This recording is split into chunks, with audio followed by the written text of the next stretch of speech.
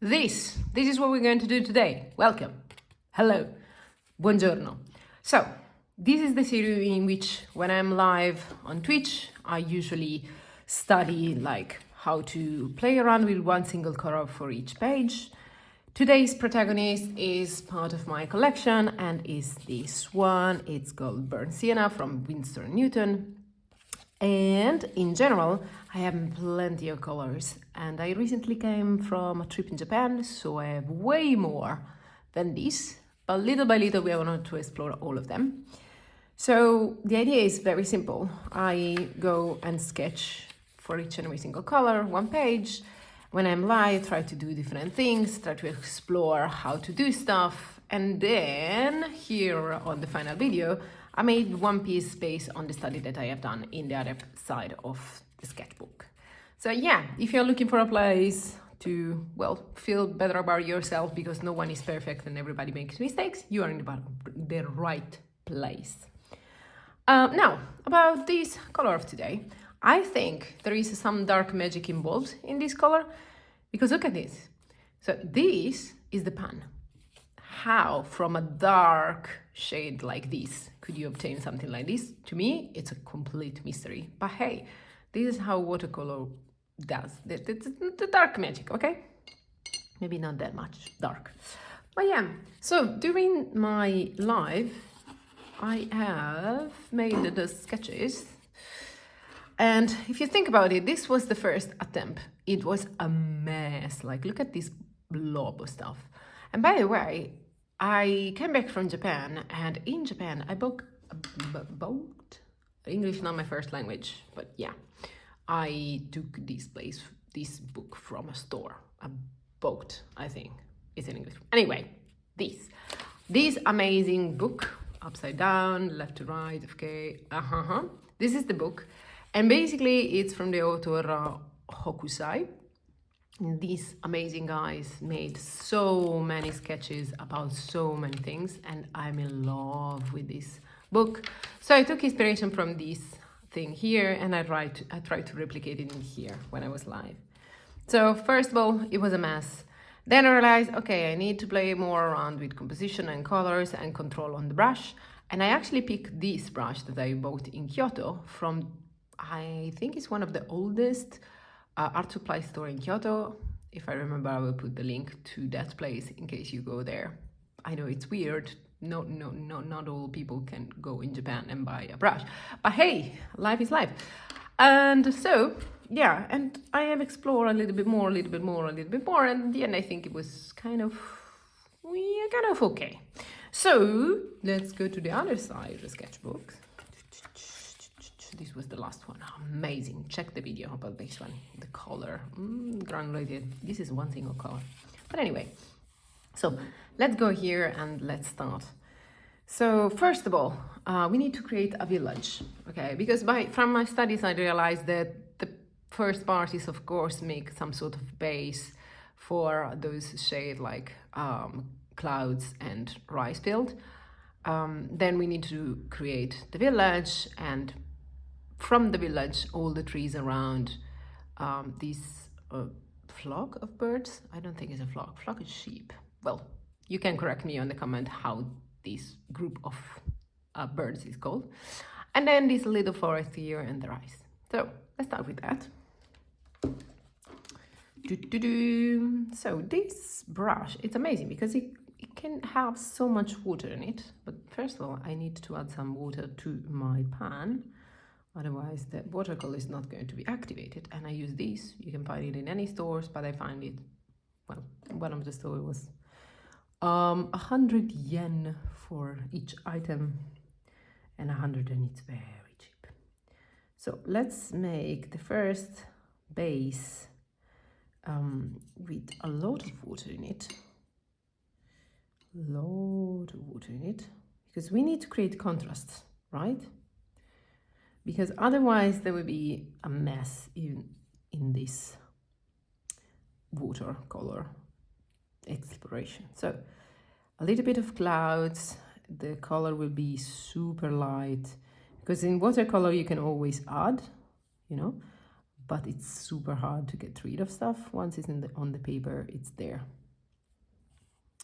Okay, then here there will be the village, and here there will be the rice field.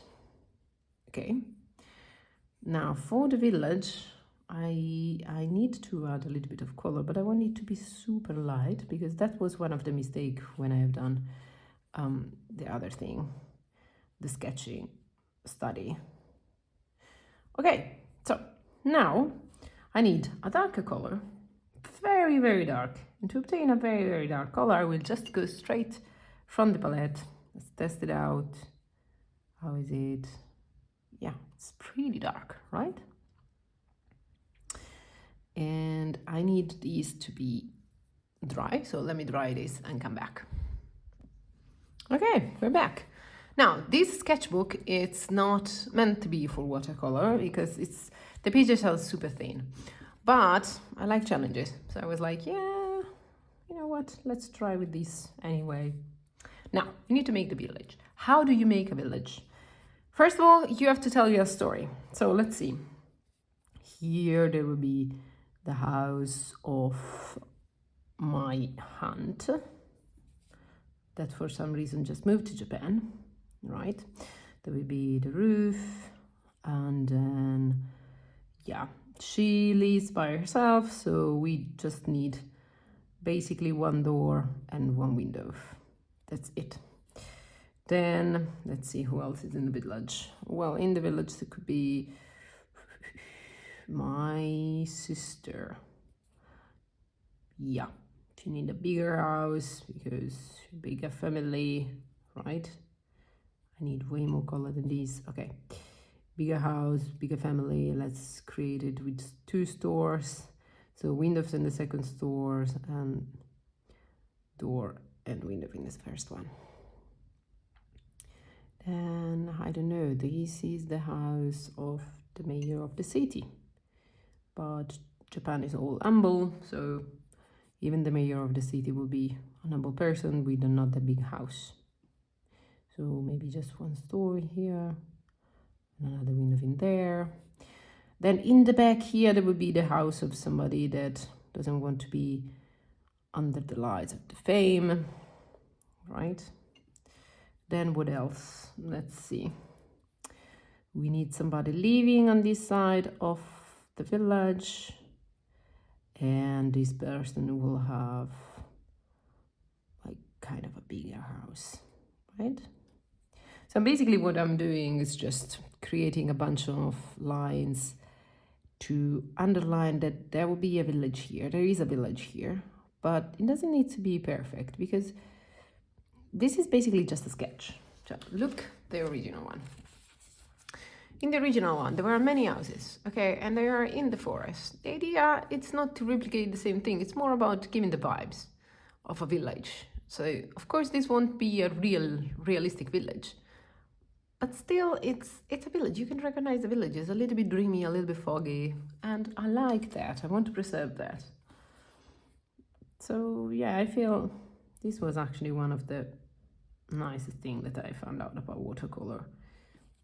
You don't need to recreate exactly what you're watching at. It's more about the feeling that you have from what you're watching and try to replicate that more than the piece itself. So maybe for some reason that specific day you feel like there should be less houses or more house, or maybe not house at all because you prefer to have nature there. It's fine. As long as you have in mind like what you want to show, it's completely fine. So here, for example, I want also to have some house in the back because I really like the idea of having a house on the back, because in the middle there will be a forest. And right now I live in an apartment that doesn't have any window on trees or forest in general, and I really, really miss that. So yeah. Let's have it in here at least. So at least somewhere there will be some part of me watching at the window with leaves and birds, maybe. Squirrels. Squirrels are nice. especially when they are hungry. Like they go hungry, they go around looking for food, hiding nuts. Okay, our village is there. Now, let's move forward to... Now that I have said this, I want to create a little bit more depth in here by adding a little bit more color on the rice fields here. Maybe even too much, so add a little bit of water. Also here, where there will be the forest, I want to be a little bit dark and not too dark, otherwise the forest won't be visible. But yeah, just a little bit darker. And here as well. And here too. And I'm doing it right now because now I have a clear idea of where is the village. But of course, if you're sketching first with your pencil, then it would be nice to, like, you don't care about those small details here if you are doing like first sketch with the pencil. Okay, I dried the color with well, my art dryer. Whatever you have, it will be working. But this is just because I want more, like, if you leave the paper wet, you will have soft edges for your trees. That sometimes is something that you want actually to have. For example, if you are creating a misty atmosphere, that's definitely something that you want to have, right? Like very soft edges on your trees. But in this case, like the original sketch from Okusai had very, very hard edges on the tree. So I want to replicate that. And I love this brush because it has this nice super pointy nib brush. I don't know how to say it. Guys, please, not that you're here, just stop for a little bit, comment below. Just give me the right words so I can improve on my vocabulary here. Of course, I can go to ChatGPT, but why do I have you here if you can't help me with these small little tasks? Like misty, for example. This is a word that I learned from some of you. And I really like this brush because the stroke that you can have, it's so nice. They are so nice. They are completely randomic. And sometimes you don't have a very flexible like nib, brush, whatever. So it will be like all the strokes looks the same. And sometimes it's completely fine, specifically with some trees, for example. But sometimes you just want a little bit more randomness, especially if whatever you're drawing, it's far away. And you want to preserve that idea of distance by not having too much detail. Or at least that's what I want to do in here. And I really would love to live in here. So when I was in Japan, I went to this small village in the middle of the mountains. It was amazing. And all the houses were like this, with this roof made by rice. So what they do is that they take the rice plant, that is something like very, very long stick, I guess it's in English. So yeah, the rice that you find in the supermarket or in a grocery store is just in a package, right? But it comes from a plant, and the plant, it's going like this. It's like basically our grains, or at least for people that live in Europe in general. Maybe grains are easier to recognize, like for example for flour or stuff like that. What they do is that they harvest them, all this rice plant, and they put in some structure to let them dry. And when they are dry, they collect them all together and create those roofs made by just rice. And it's impressive to watch. And the beauty of this is that on top of this, in this very old village, like on the roof, there were moss, not just the roof itself with the rice sticks, but there was moss everywhere and it felt so dreamy. The day I came there was like raining a little bit, everything was super dreamy, and yeah, you feel a lot of the contact with nature in there. So yeah, I love that. I want to try to replicate that in my drawing, this idea of being in the middle of a forest, being surrounded by nature. You know, if you used to live in the countryside and you move to a big city, this is something that you might looking for. So yeah, here is my nice village with a lot of trees, so that everybody can live with the trees. Beautiful. Now let's go with the rice, and I noticed that he had some lines here to define better where is what. So let's do the same. So there will be some lines in here, completely randomic, and the fact that this brush is super soft and will help me a lot in this, because I don't have to do anything, just have a shaky hand and it's going to be working. And then just add strokes and strokes for my rice field.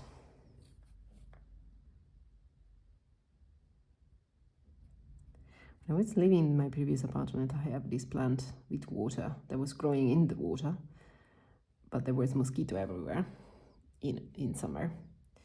So somebody suggested me to buy some fish that can live on a tank with other plants. But the beauty of those fish is that they eat the larvae, the small worms, from the mosquitoes. So yeah, the mosquitoes were going there, put them some eggs with the idea, yeah, we are going to have a party of mosquito in this house. And then the fish, little teeny tiny fish, came there, were like, nope, we're gonna eat them all. And I'm talking to you about this because those fish actually came from Japan.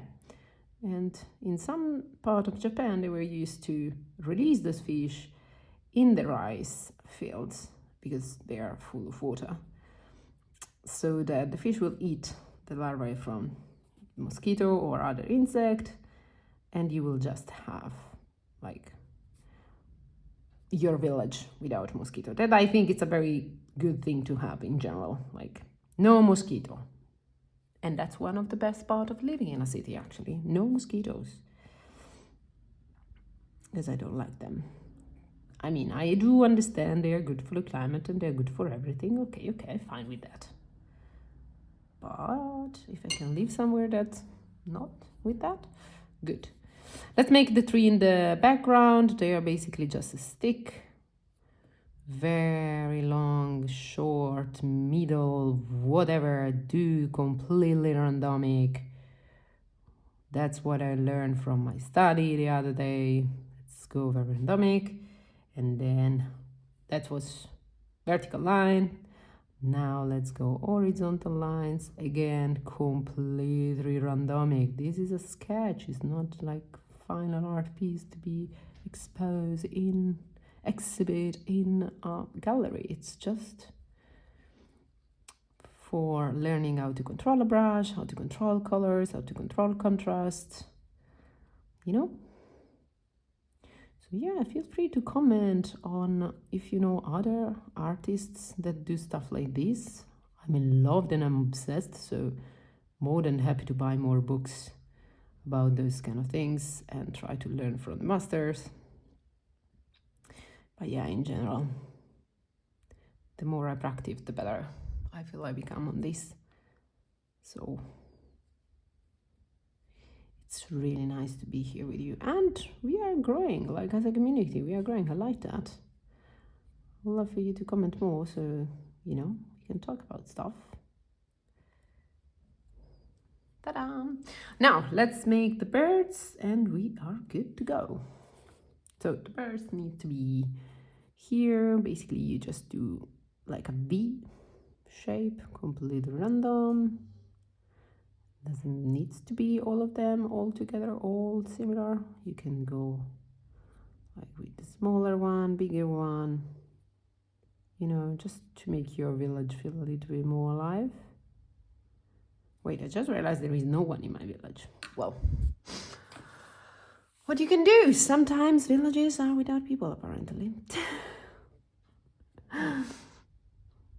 But yeah, here we are. This is a very small, teeny tiny village with some trees, a flock that I'm pretty sure is not called a flock of birds, and a dreamy houses. See you for the next color. Bye.